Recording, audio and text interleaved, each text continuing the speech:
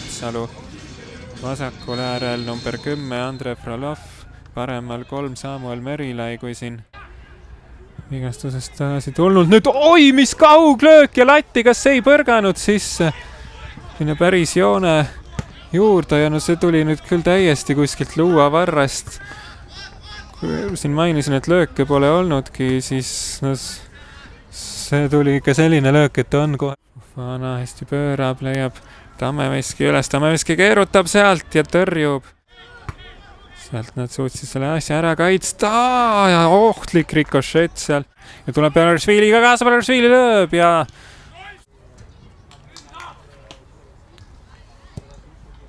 kurat, Sander taab ja seal hädavaevu sai käe vahele ja kas oli üle joone ja oli üle joone, näitab abikohtunik ja saab Viimsi värava kätte, võrgus pall ei käinud, aga piisab, et oli üle joone ja seal Markus Allast, kapten on see, keda seal õnnitletakse ja no näete seda, see rõõm on ikkagi vähe suurem kui tavalistes esiliiga reamängudes. See on suur mäng esiliigas ja praeguse seisuga läheks vahe 2-punktiliseks Unitedi ja Viimsi vahel, aga no mis seal nüüd juhtus, vaatame seal. Mehi on palju, tulla ruumi veits on ja lööb peale, väga hea löök, aga lati alt laguts. No see tuleb hirmus pikalt sinna. Ja uus pall kast ja kääridega. Oma nurgalipu juurest pole ka alati kerge välja tulla ja 20 sekundit selle Auberi kollase pealt juurde tuli, mitte rohkem ja Tohver puhub ära ja suur võit Viimsile, vähendavad vahe 2-punktiliseks ja ilmselt kui see Velko mäng. Nõmme Unitedi kapten Andre Frolov 0-1 kaotus täna suurelt mängult Viimsi vastu. Mis su esimesed mõtted on? Esimesed mõtted jah, et üldiselt 90 minuti pildis siis meie poolt küllaltki kehva mäng. Aga jah, ma ei arva, et nagu Viimsi ka siin täna midagi erist tegi, et siuke võitluslik mäng väga väheste võimalustega. Nemad teenisid rohkem neid standardeid, sealt olid päris ohtlikud ja lõpuks karistasid meid sealt ära. Aga jah, meie ründemäng jäi mannetuks, et ei tekitanud piisavalt ees. Kas võimaluste väheseks jäi sellepärast, et ikkagi iga hinna eest just läksite kaotust vältima? Ei, meie läksime kindlasti iga hinna eest võitma, et ma ei tea, kui nii tundus, siis on küll kehvasti, et me läksime kindlasti võitma, aga asjad jah, võib-olla ei õnnestunud nii hästi kui soovisime. Et jah, rünnaku teravus täna natuke nigel. Siin avapoolel Mattias Palts vahepeal ikka väga uhke kauglöögiga virutas latti sealt 35 pealt, et kas ta ongi nii hea löögiga või üllatas ka see? Ei, Mattias on kindlasti väga hea löök, tõusis hästi keskelt ja tegi väga ohtliku löögi, et kuna sealt kastist mingit teravusi me ei suutnud leida, et jalg vaba, siis tuleb eemalt proovida, et erinevaid variante, et jah, seal ei natuke puudu. No Egert Õunapuu oli esimest korda selle ajal põhikoosseisus, kuidas tema vorm siis juba tundub?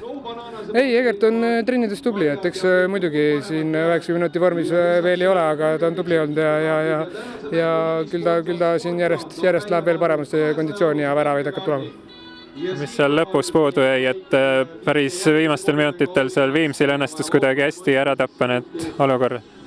Ma ei tea, täitsa lõpus siin võib-olla olnudki, et me ikkagi mõned korrad siin ilusti ohtlikult kasti jõudsime ka, et oli seal pool ka ärevust, aga jah, et mõningad võib-olla rumalad tead meie poolt seal ja ei suutnud neid palle vältida siin oma väljaku poole, et oleks pidanud kiiremini need ette saama. No nüüd õnneks teie jaoks Velko vist ka kaotas, kui viimati seisu vaatasin, et 1-3 olid taga, aga tabeli tipp on selline 2 punkti kaugusel siis Viimsi, 4 punkti kaugusel Velko, et mis sellest tabelist arvad, mõlemale korra olete kaotanud ka, et kuidas konkurendid tunduvad, et kumba rohkem kordad? Ei, konkurendid on kõik seal tublid ja tabel jah, on seal üksteise järgi, et meie oleme praegu olnud parimad ja siiamaani oleme, et kindlasti nüüd on jah, siit Viimsi vastu järgmiseks nende omavaheliseks mänguks on kindlasti jah, väga palju siukest jah, võib-olla viha asju kaasa võtta ka, et motivatsioon veel suurem, et jah, et eks nemad puisivad seal selja taga, meie praegu juhime ja kavatseme niimoodi jätkata. Olgu, aitäh ja edu. Ja tuleb siia ka Markus Allast, Viimsi kapten ja väravalööja. Tere, kuidas sina siis, millised mõtted sul mängu järel on? no ikka väga positiivsed, et meie jaoks väga tähtis emotsionaalne võit, et kindlasti on praegu emotsioonid on laes. Kas see oli siis kõige sellisem emotsionaalsem ja tähtsam võit senisel hooajal teile? Eks no selles mõttes meil on neid mänge veel sellise taolisi olnud, aga jah, selles mõttes vastane oli ikkagi esiliiga liider hetkel ja oli meile nagu nii-öelda emotsionaalselt vaja seda boost'i, et noh, suudame ka nendega mängida head mängu ja võita, et eelmises mängus kaotasime, nüüd võitsime, et see on nagu igati positiivne. No, kuidas teil siis õnnestus nad kinni panna või ära hoida? No eks tegelikult see oli suhteliselt selline kinnine mäng täna, ega kummalgi võistkonnal väga mingeid selliseid 100% võimalusi võib-olla lõpuks ei tekkinudki, et meil õnnestus nurgalöögist üks ära lüüa, et see on selline hea töövõit, ütleks lihtsalt, ja tõesti hea meel, et täna meil see ära õnnestus. No kuidas sealt nurgalöögist see äralöömine läks, et päris raske vist oli, et sinna köönitada ja napilt üle joona läks?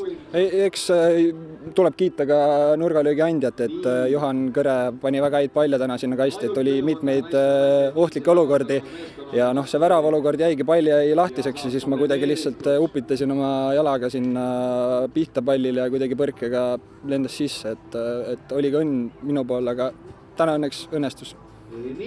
Kas püüdsite ka võimalikult turvaliselt mängida, et eriti kui selle värava kätte saite, siis võimalikult kompaktselt ära pakkida kaitses asja? Ma ütleks, et terve mäng oli tegelikult selline, et kaitse oli, ma arvan, mõlemal meeskonnal selline number 1, et väga palju ei avatud mängu nii-öelda, et mõlemad hoidsid oma liinid kompaktselt koos ja ma arvan, et pärast väravat läks ka, eks nad muutusid natuke ohtlikumaks, tulime võib-olla natuke tõesti allapoole, aga ma arvan, et see mängu iseloom nagu püsis terve mängu suhteliselt stabiilne. Teil lausa 2 sünnipäevalast täna algkoosseisus oli, et nüüd on vist eriti rõõmus tähistada ka seda, et teil üleüldiselt kuidagi hästi läheb, et 5. võit järjest juba. Ja muidugi, eks see oli meil üks eesmärkidest ka, et saaks pärast mängu neile hea tujuga sünnipäevalaulu laulda, et sellel on tõesti hea meel ja nagu ma ütlesin, emotsionaalselt väga tähtis võit ka selle poolest, et saaks nüüd nii-öelda koondise pausile minna head emotsioonidega vastu. Ja Velko vist ka kaotas, vähemalt lõpuminutitel oli 1-3 nende poolt, kui vaatasin, et selles mõttes ka tabelisse vaadates tundub päris lootustandev seis. No jah, selles mõttes praegu on veel kõik lahtine nii-öelda, et eks siin kõik võivad komistada nii-öelda igal pool, et midagi ei ole garanteeritud, et väga põnev ja tasavägine hooaeg.